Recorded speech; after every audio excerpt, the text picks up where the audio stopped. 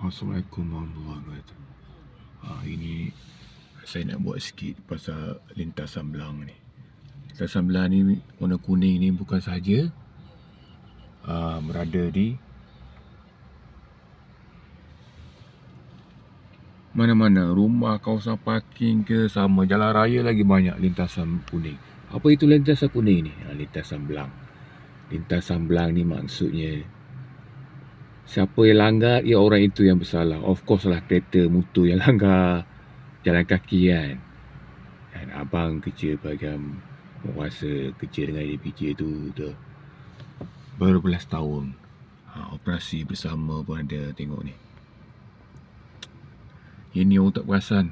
Dia beringat sikit bahawa Akta JPJ 1987, Akta JPJ 1987, seorang yang mendatangkan kecederaan parah ataupun kematian boleh dipenjarakan maksimum. Kadang-kadang tu melebihi setahun penjara. Mana penjawat awam boleh dibuang kerja. Hanya kesilapan sikit aja. Langgar tak alert. Tak alert dengan lintasan belang kuning. Lintasan belang putih apa maksud dia? Lintasan belang putih tu maksudnya lagi bahaya untuk penunggang motor dan pembawa pemandu kereta. Kenapa? Kita kena berhenti, 100% kena berhenti. Jika ada orang melintas, itu pakai lintasan belang putih. Lintasan belang kuning apa maksud dia? Okey, tengok. Cantik sikit. Okey, lintasan belang kuning apa maksud dia? Sekarang ni abang berhentilah. Sambil nak tunggu orang.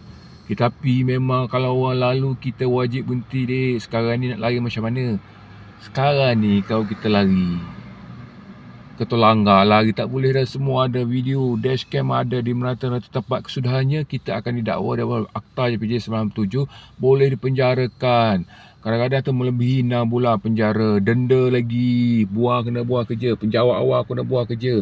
Tu kena beringat ni. Ramai untuk beringat kalau kita balik kampung, KL ke Kelantan, KL Kedah tu ada berbelas ribu lintasan belang. Kena berhati-hati, ramai pemandu kereta yang tak perasan benda ni. Benda ni nampak simple lah, tapi dah ramai yang kena. Langgar orang, mati, cedera parah. Orang tu dakwa kena adik kepada makcik dia pula. Kena makcik dia, adik-beradik dia berlawyer lah. Lagilah. Kita nak bayar ganti rugi 100,000, 50,000. Dia orang tak nak. Dah mati dah.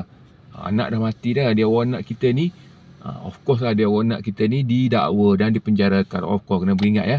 Pemandu-pemandu kereta, ni apa benda ni? Lintasan kuning dan lintasan putih wajib berhenti jika ada orang melintas.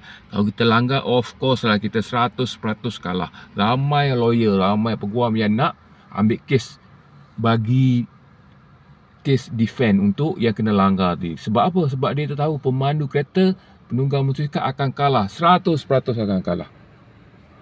Ini maksud dia. Tu kena berhati-hati.